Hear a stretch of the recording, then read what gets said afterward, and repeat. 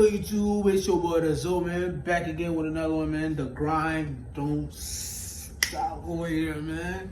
You know what I'm saying? Stop playing. Hit the like, subscribe right now. I dare you. I dare you. I live in a bus with my husband and our 7 children.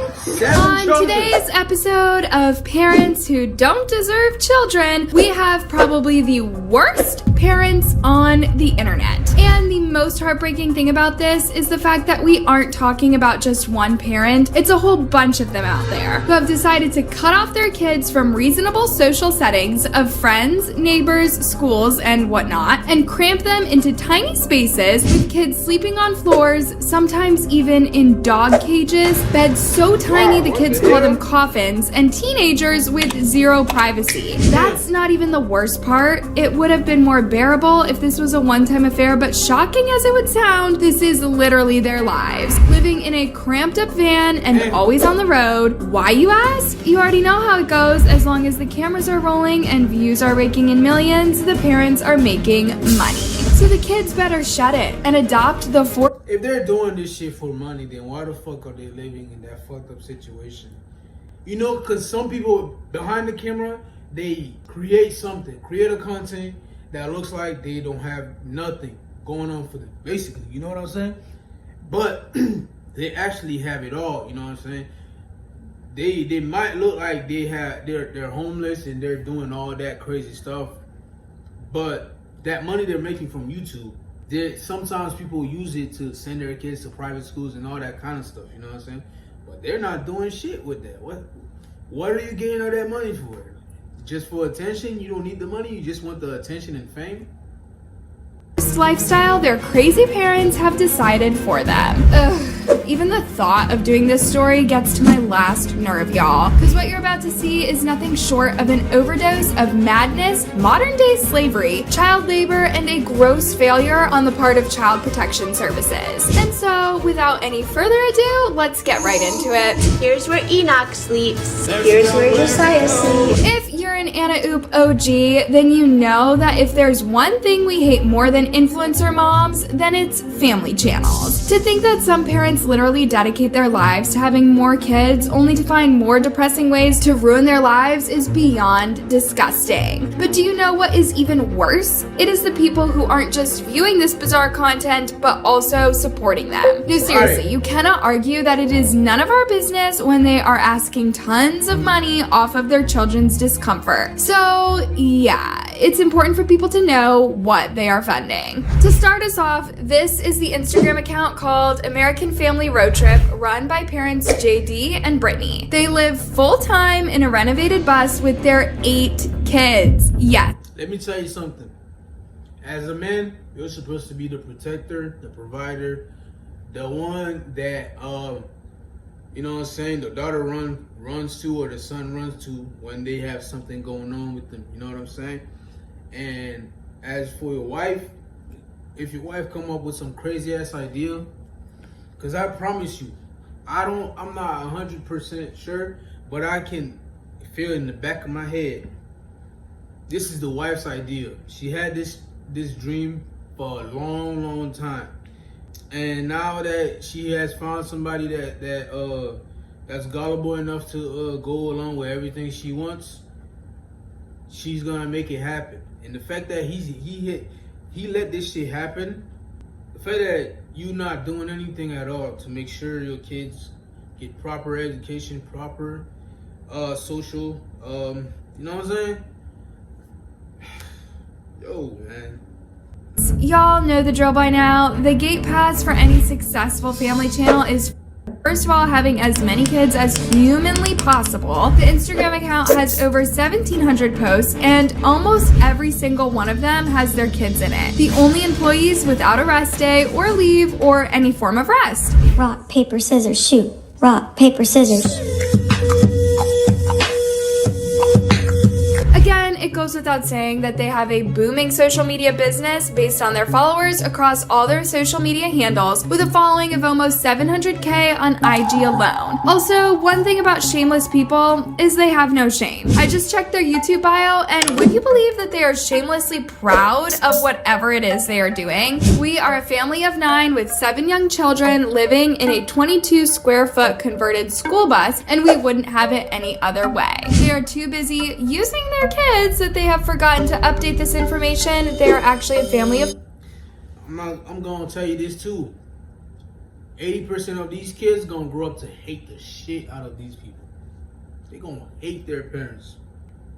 Both of us are combat veterans who met in Iraq. Within 5 days of JD returning from deployment, we got married. Several years ago, God convicted us of our worldly, cultural, Christian lifestyle. He said he had something better. Over a period of 10 months, we converted a school bus into an RV, a schoolie, sold everything, and hit the road to restore focus to our faith and family. Our big family has been on the road homeschooling, road school, traveling throughout the USA for almost 4 years. We believe relationships are the currency of life. Encouraging families to focus on the joy of God's plan feeds our souls. Join us on our bus adventures as we navigate life on the open road, raising our 7 children. Leave God out of this. The man is up there just chilling and watching us, man.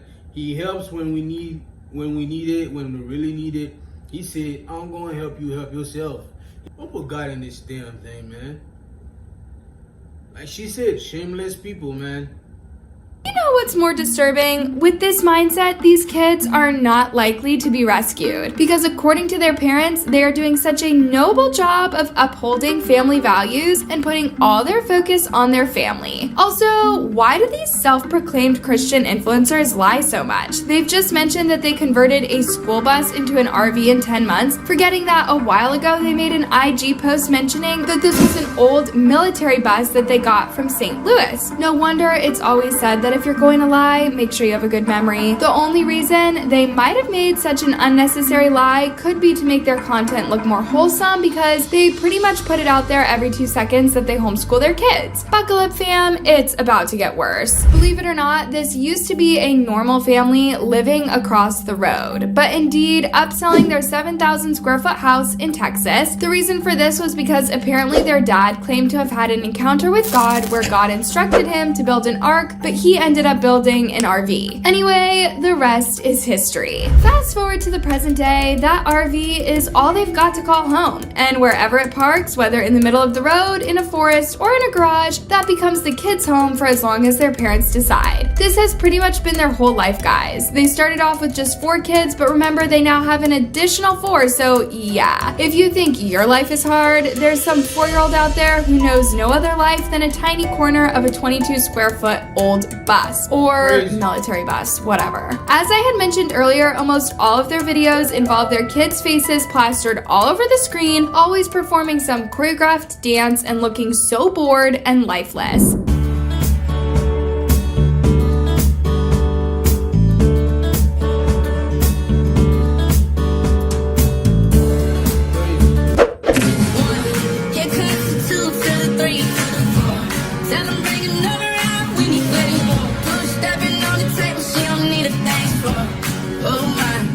Before we get into their disturbing living space, can we focus for a moment on these When I started my videos? I mean, the amount of work that goes into making these videos is insane. Picture this. Either the parent comes up with a video idea, every kid is given a set of instructions, then practice, which pretty much involves memorizing dances or lyrics. Next, the camera is on, ready, set, go. In case something goes wrong, which definitely happens when trying to get kids that age to be uniform, there has to be a take 2 or 3, and this goes on and on until they get the perfect shot. My goodness, when do they ever read? This homeschooling situation doesn't seem to be working because after a whole day of work, these kids definitely are too exhausted to add 1 + 1. I checked the dates and these videos were published and they have posted every single day. So it's either these kids are on set daily or they have mass production days, and honestly, both options sound bad. The bottom line is they are basically doing the same thing as child actors, only there are no laws to protect them and they don't get paid. If you're not grossed out already, you're about to be, because things will keep getting worse as we go.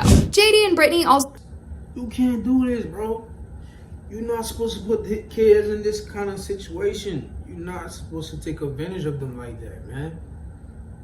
They're depending on you to give them a better life. They didn't ask to be here. You can't be doing this to kids, bro. That's fucked up. That's fucked up, bro. Bro, where is the law? Where is justice when you need it? Where is the help when you need it? So over-sexualize a lot of their videos. They create a lot of content around topics like how he puts a lot of Every kids time I see the husband face, I want to smack the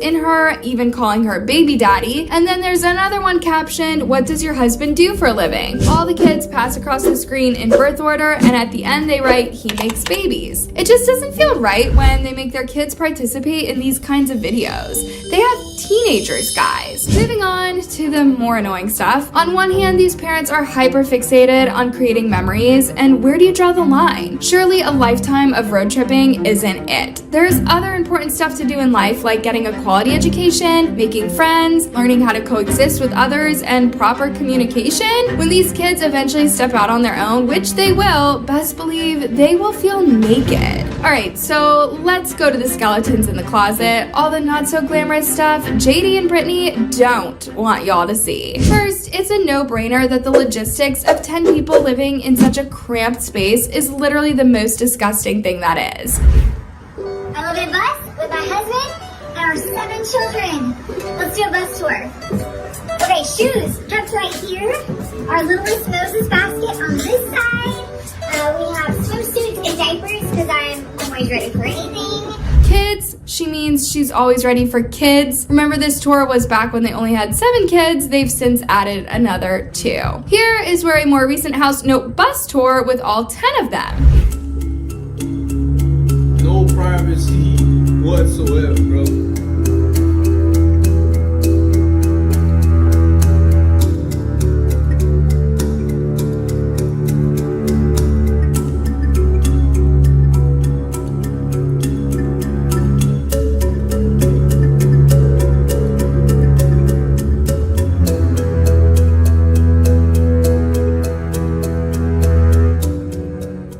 Did you notice that she doesn't even want to go all the way to the back of the bus where there should be bedrooms, or at least the beds? That's because there is no bedroom to begin with. Right off the bat, I'm sure you all are screaming, privacy! From that bus tour, you can clearly see that privacy isn't in the room with us. Literally every space in this van has been converted into something, as they need all the space that they can get. So we have a living room area with 2 couches, and then just right above, there's a lofted bed. No sooner than do you step out of the living room area, there's a kitchen the size of my niece's play kitchen. One of the kids probably studying or something. There's a bunk bedroom, a bathroom, and that's it. Part of the description reads, our queen bed drops over the couch from the ceiling. While the bunkhouse has twin beds for each kid in the back, we wanted them to have permanent beds and space for their stuff. Well, as always, JD and Brittany don't mind lying to their audience every once in a while to insinuate how comfortable they make their kids feel, but their followers are always quick to catch the lie. Not to mention that their very own videos are always the proof. Take the bus tour above, for instance. Notice that they've mentioned that the bunkhouse has twin beds for each kid in the back. We wanted them to have permanent beds and space for their stuff. Well, in another video, Brittany did a bunkhouse tour in 2022, and they only had beds in there for 6 kids, not 8. Hey, come check out our kids' bunkhouse. Okay, in the back of the bus, we have 6 bunk beds with each of our kids having their own custom favorite blankets and toys. They also have personalized bags with all of their individual toys they can play with underneath the bunks. Yeah, this was definitely her idea. That was her damn idea. The husband is just a gullible fool, you know? He just goes along with everything. They have group toys like dinosaurs, books, blocks, art supplies, and all of our homeschool curriculums kept in here. Well, that's the bunkhouse. Someone commented, as far as I can see, there are 6 bunks in the room. Where does number 7 sleep, and what is the plan for number 8 when he is big enough? Do you have 2 little ones with you in your bed? To which JD or Brittany replied, 7 is in the bunk room and the baby is in our room in a Moses basket. You know, the fact that these people go to such great lengths to defend these living conditions is beyond me. How is this comfortable? That cluttered space with 6 beds and there are 2 more kids left hanging? I mean, look at him just sitting there.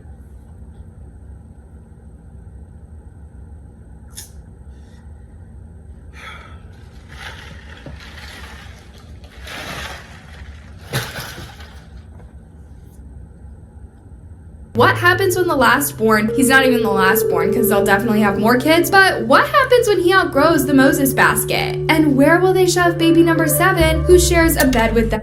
What happens when the 16-year-old, there's gonna be at least 3 16-year-olds when they start getting too fucking long for these baby cribs they got in these buses. What happened then? What you gonna do, dumbass? You gonna get yourself an airplane now? Stupid. In the meantime, looks like they'll soon consider a double-decker bus. Notice how they keep hiding the kids' sleeping situation? Part 4 of the tour, it's bedtime. So when they go to bed, we turn their AC unit on, shut the door, turn off this light and our sliding door. I'll probably kick in some laundry and check out how my bed works. Bonus! In the bus with the bed down, I have living room space still. A question. Tons of bed space, about so high. And this guy is still able to cook dinner. Late night snack. Not bad.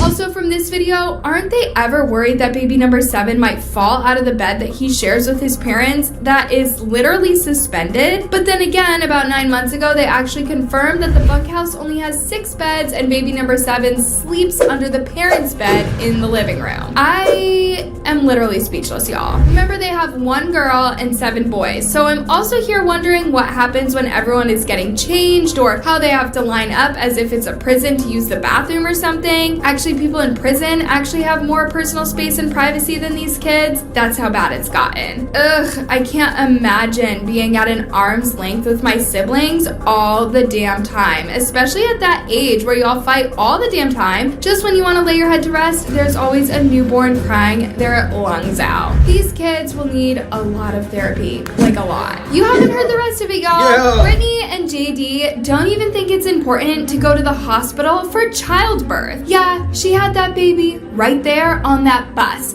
with no form of medication at all and with all other 7 kids in there. They literally don't even consider the age appropriate of the stuff they expose their kids to. Not to mention that these kids are literally hearing, if not witnessing, their parents' intimate moments because the bus is clearly not soundproof, and if that isn't the most traumatizing thing ever, I don't know what is. In addition, since these parents don't even think childbirth is important enough to go to the hospital for, do these kids even get any form of medical care or routine checkups now that they're always on the road or packed somewhere in the woods performing skits for online strangers? I don't think they take their kids' health seriously because there is no way they are constantly switching pediatricians considering all the medical reports and paperwork required when you are in a different state every week. Guys, JD and Brittany took their 8th newborn baby to a UPS store and balanced him on a parcel scale like a sack of potatoes. I'd bet my bottom dollar that they couldn't be bothered to do all that. Not when making videos for Instagram is apparently a more important matter. Guys, I could go on and on about the American Family road trip family, but I believe I have already gotten you depressed, and it's not like the situation gets any better. These kids are stuck with these 2 parents for now. And actually, they are the ideal 8 passengers, and best believe that their story will one day blow up in worse ways than it happened to Ruby and Kevin Frankie. Also, in case that you thought that this was just one crazy extraordinary situation, think again, because you'll need more popcorn. Turns out this van life insanity has spread to other parents, and I hate to say it, but some are doing it in way more horrific ways than if you had a choice, you'd even consider the family we've talked about above. Take a look at our second nutcase family, for instance, the Wild Family Life, who has been traveling full-time with her 3 children, a homeless boyfriend she picked up on the streets, and get this, her ex-husband. They've been living in a single caravan for the last 7 years. 7. When you randomly meet a homeless junkie on the streets in Portugal, 3 months later, he moves into your camper. At least the first family was on a bus. These ones are managing in a van the size of my bathroom. 6 people, constantly living in a van. It's basically my son's room. We can separate that. We do it with a blanket. We should build something as well if he wishes, or there's privacy, blah blah blah. So up here you see all the books, some games here. My daughter, she played earlier, and she has here a box with Lego. This box. They look alike. That's what I'm gonna tell you. They look alike.